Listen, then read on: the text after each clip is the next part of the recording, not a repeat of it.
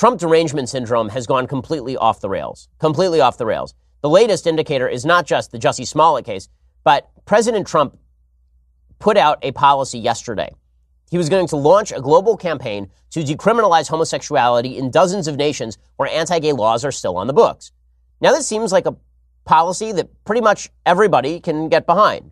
Right, left, center, no one really believes that it should be criminal activity for gay people to have sex with each other. Right? That is not a thing that anyone really believes in Western civilization anymore.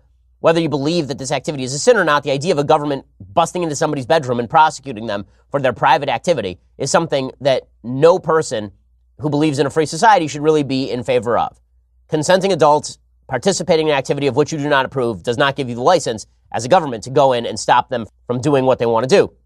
And President Trump, who, by the way, has been very LGBTQ friendly, particularly LGB friendly, he's been very gay friendly.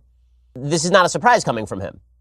His ambassador to Germany is Rich Grenell, who is an openly gay man. President Trump held up a gay pride flag in the middle of his campaign in 2016. How weird is Trump derangement syndrome? Trump derangement syndrome is so strong that gay magazines are now angry at President Trump for attempting to decriminalize homosexuality in a variety of nations around the world. Out magazine has an article today. Here's what it is called. Trump's plan to decriminalize homosexuality is an old racist tactic. What now? So Iran hangs gay people. Trump says, don't do that. And that's because he's a racist. When you are so woke, when your brain is so woke that you are actually brain dead, that's where we are right now. So I do not understand this. Legitimately, it's impossible to understand this sort of logic because it's completely illogical. So Iran hangs gay people, and you're like, that's multiculturalism. He's cracking down on multiculturalism by telling them to stop hanging gay people from cranes. So Out Magazine has a piece by Matthew Rodriguez. It says, well, on its surface, the move looks like an atypically benevolent decision by the Trump administration. The details of the campaign belie a different story. Rather than actually being about helping queer people around the world, the campaign looks like more like an instance of the right using queer people as pawns to amass power and enact its own agenda. They say that the most telling detail of NBC's News' report is that his plan centers homophobic violence in Iran, who NBC News calls the administration's top geopolitical foe.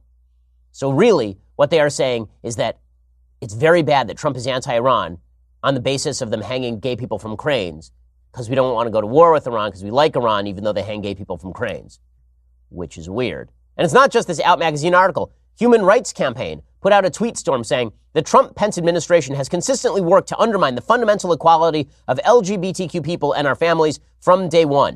And they have a long thread about how terrible it is that they made this decision. They say if this commitment is real, we have a lot of questions about their intentions and commitments and are eager to see what proof and action will follow. So if your first reaction to the Trump administration doing something incredibly benevolent on behalf of gay people the world over is we are deeply suspicious that this is another racist move by the Trump derangement syndrome, man, that is some strong stuff these people are smoking. I mean, it's deadly. Trump derangement syndrome has now reached deadly proportions.